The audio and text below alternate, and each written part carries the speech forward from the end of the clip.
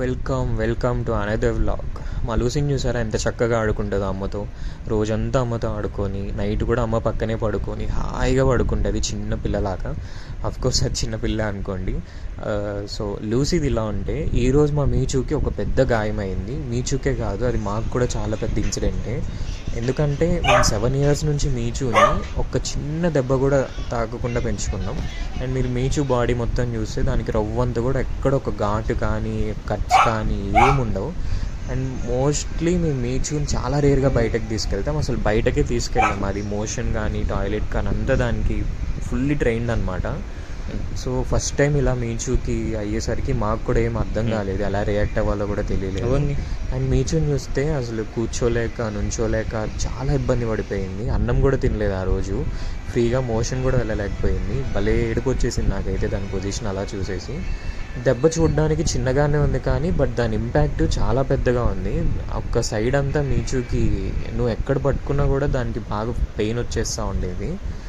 And ఇది first time మీచుకు కూడా అంత పెద్ద ఇన్సిడెంట్ అవ్వడంతో బాగా భయపడిపోయింది. అండ్ మమ్మల్ని అయితే అసలు వదిలి వెళ్ళట్లేదు. నేను కాకపోతే మా అన్న కాకపోతే అమ్మ, ఎవరో ఒకరు దానికి తోడు ఉండాల్సిందే. అండ్ కర్మ కొద్దీ ఆ రోజు సండే, హాస్పిటల్స్ జనరల్గా మన ఒంగోలులో హాస్పిటల్సే తక్కువ. ఆ రోజు సండే అవడంతో ఎక్కడ హాస్పిటల్స్ లేవు. అట్లీస్ట్ గవర్నమెంట్దైనా ఉండిద్దేమో అని వెళ్ళి చూస్తే ఆ గవర్నమెంట్ది నార్మల్గానే ఉండదంట. సో ఇంకా సండే అసలుకే లేదు అది. ఇంకా అసలు ఏం చేయాలో అర్థం కాక మళ్ళీ ఇంటికి వచ్చేసి దీంతో కాసేపు ఆడుకొని. అండ్ ఇక్కడ ఏమంటే బ్లీడింగ్ అయితే తగ్గింది ఆ వూండ్స్ నుంచి, బట్ సలైవా ఎక్కువ రిలీజ్ అయిపోతుంది. సలైవా యాక్చువల్లీ పెట్స్లో రాకూడదు అనమాట, ఐ మీన్ డాగ్స్లో రాకూడదు. ఎందుకంటే అది డీహైడ్రేషన్కి ఒక చిహ్నంలాగా అవుతుందంట. అంటే అది ఎలా చెప్తారు నాకు తెలియడం లేదు. ఎక్కువ సలైవా రిలీజ్ అయితే డాగ్ డీహైడ్రేట్ అయిపోయి ఇంకా చాలా రిస్క్ కండిషన్లోకి వెళ్ళిపోతుందంట. సో ఇంకా దాని డీహైడ్రేషన్ చూసి నాకు అసలే కాళ్ళు చేతులు ఆడలేదు. ఎలాగైనా ఇంకా మెడికల్ షాపుల కన్నా వెళ్ళి ఏదో ఒకటి తీసుకొద్దామని ఇంకా దానికి కాసేపు మాట్లాడి అలా ధైర్యం చెప్పి మా అమ్మని కూర్చోబెట్టి మెడికల్ షాప్కి అయితే వెళ్ళిపోయాను. అండ్ లక్కీగా మెడికల్ షాప్ కూడా వాడు ఇంకొంచెం నేను ఒక 2 minutes లేట్ అయితే వెళ్ళిపోయేవాడు. ఆ మెడికల్ షాప్ వచ్చేసి సండే ఓన్లీ మార్నింగ్ షిఫ్టే ఉంటుందంట, ఆఫ్టర్నూన్ 12:30-1 నుంచి అసలు ఉండదు.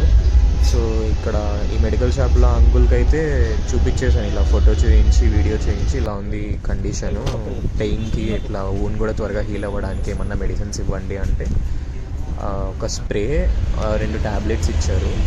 ఇక్కడ నేను చూపిస్తున్నాను కదా ఈ పెద్ద ట్యాబ్లెట్స్, ఇవి యాంటీబయాటిక్స్ అంట వూండ్ త్వరగా హీల్ అవ్వడానికి. ఆ చిన్న ట్యాబ్లెట్స్ వచ్చేసి దెబ్బ వల్ల ఫీవర్ వస్తుంది జనరల్గా, అండ్ ఆ ఫీవరు అండ్ పెయిన్ ఆ 2 తగ్గడానికి చిన్న ట్యాబ్లెట్ ఇచ్చారు. అండ్ అవి తీసుకొని వెంటనే ఇంటికి వచ్చేసి మీచుకైతే ఆ పెయిన్ తగ్గాలనేసి ట్యాబ్లెట్ వేసా. ట్రస్ట్ మీ చాలా బాగా వర్క్ అయింది ఆ ట్యాబ్లెట్ అయితే. అండ్ ఇది స్ప్రే వచ్చేసి సావియాన్ Himalayan spray. Almost pet lovers అందరికీ స్ప్రే ఐడియా ఉంటుంది. ఈ స్ప్రే ఎందుకంటే యాంటీ బ్యాక్టీరియల్ కానీ ఫంగల్ కానీ ఇన్ఫెక్షన్స్ అవ్వకుండా వూండ్కి స్ప్రే చేస్తూ ఉంటాం అనమాట. డేలో 2 times స్ప్రే చేయాలి. అండ్ ట్యాబ్లెట్స్ వచ్చి పెయిన్దేమో మార్నింగ్ వేయాలి, యాంటీబయాటిక్దేమో నైట్ వేయాలి. సో ఇక్కడ నేనైతే వేస్తున్నది పెయిన్కి అనమాట. అదే జ్వరంకి కూడా యూజ్ అవుతుంది. జనరల్గా మేము జ్వరం వస్తే డోలో ½ ట్యాబ్లెట్ వేస్తూ ఉంటాం, బట్ అలా వేయకూడదు, మీరు కూడా వేయకండి. సో ఈ ట్యాబ్లెట్ వేసిన తర్వాత రిజల్ట్ అయితే చాలా బాగుంది. మీచు అసలు కూర్చొని పడుకునే పొజిషన్ కూడా లేదు, అలాంటిది మంచం ఎక్కి చిన్నపిల్లలాగా నిద్రపోయింది. చాలా బాగా హ్యాపీగా అనిపించింది, అట్లీస్ట్ కొంచెం ప్రోగ్రెస్ ఉంది అనేసి దాన్ని చూసి. అండ్ నేను ఇక్కడ అది ఆ ట్యాబ్లెట్ ఎక్కడ గొంతులో ఇరుక్కుంటుందో అనేసి ఇలా ఇంజెక్షన్తో జస్ట్ నీడిల్ లేదు, జస్ట్ ఆ సిరంజ్తో వాటర్ పోస్తూ ఉన్నాను. మామూలుగా మనం అలా ఫోర్స్ చేయకూడదు, మీరు ఎవరైనా ఫోర్స్ చేసాక అయితే అలా చేయకండి, దాని అంటే అదే తాగాలంట వాటర్. బట్ నాకు అసలు ఆగట్లేదు, మీచుకు బాగాలేదు అనేసి ఇంకా తగ్గేదేలే అని ఉన్న చిట్కాలన్నీ ఫాలో అవుతూ ఉన్నాను. అండ్ యూట్యూబ్లో మీరు ఇట్లాంటి జస్ట్ ఊరికనే నేను how to take care for dog wounds అని సెర్చ్ చేశాను. నాకు చాలా సజెషన్స్ వచ్చినాయి అండ్ వీడియోస్ కూడా హోమ్ రెమెడీసే ఉన్నాయి. అవి నేను ఫాలో అయ్యా, రిజల్ట్ కూడా బాగుంది. బ్లీడింగ్ తగ్గింది, దాని సలైవా రిలీజ్ అవ్వై తగ్గింది. అండ్ పెయిన్కి మనకేం చేయాలో తెలియలేదు. అండ్ వాళ్ళు ఇచ్చిన చిట్కాలు కూడా నాకు యూజ్ అయినట్టు అనిపించలేదు. బట్ ట్యాబ్లెట్ అయితే చాలా బాగా వర్క్ అయింది. అసలు ఇక్కడ చూడండి ఎంత బాగా పడుకుందో మా ముద్దుల మీచు. అండ్ ఈ ఇన్సిడెంట్ అయితే ఇంట్లో అందరికీ చాలా బాధ వచ్చింది. మా నాన్న డ్యూటీలో ఉన్నాడు. నాన్న కూడా ఫోన్ చేసి అసలు ఏంటి మీచుకు అంత పెద్ద దెబ్బ తగిలింది, ఏం చేస్తున్నారు మీరు అని ఆయన టెన్షన్ పడిపోయాడు. మా అమ్మ అయితే 7 years నుంచి మేము అసలు ఒక దెబ్బ తగలకుండా పెంచుకున్నాం, అసలు ఎవరి కళ్ళు పడ్డాయో ఏంటో అని మా అమ్మ తెగ ఫీల్ అయిపోయి దానికి దిష్టిలు తీసి రోజు దిష్టి తీసింది తెలుసా. అసలు నేనైతే షాక్ అన్నమాట మా అమ్మ చేసేవి చూసి. అండ్ ఎంతైనా తల్లి ప్రేమే కదా. ఇక్కడైతే మళ్ళీ దీని పెయిన్ స్టార్ట్ అయినట్టుంది. దగ్గరికి వచ్చి అలా నిమిరమని అడుగుతూ ఉంటుంది. ఇది ఆల్మోస్ట్ నైట్ అనమాట. ఒక 3-4 hours పడుకుంది అంతే. మళ్ళీ నైట్ అయిపోయింది. ఫుడ్ కూడా తినలేదు. మళ్ళీ నైట్ సెకండ్ టైం నేను ఇట్లా స్ప్రే కొట్టి యాంటీబయాటిక్ ట్యాబ్లెట్ వేస్తున్నా. మీచుకు బాగలేనప్పుడు మా మాట చెప్పినట్టు ఉంటుంది. జనరల్గా మేము ఏదన్నా ట్యాబ్లెట్ జ్వరానికి అలా వేస్తున్నప్పుడు మాత్రం అసలు వేసుకోదు, పడేస్తూ ఉంటుంది. మింగినట్టు మా దగ్గర యాక్షన్ చేసి పక్కన ఊసేస్తూ ఉంటుంది. బట్ ఇప్పుడైతే అసలు మేము చెప్పేది వింటుంది, ట్యాబ్లెట్ వేసుకుంది. బాగా క్యూట్ అనిపిస్తుంది. అసలు ఎంత ముద్దుగా చేస్తుందో అన్నీ.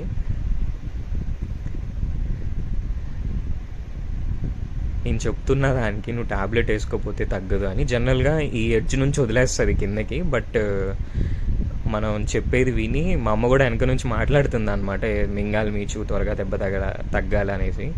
సో అందుకని అది మింగి బాగా బుద్ధిమంతురాల్లా కూర్చుంది. అస్సలు బుద్ధిమంతురాలే కాదు. అసలు అరిచిందంటే కాలనీ అంతా వినిపిస్తుంది.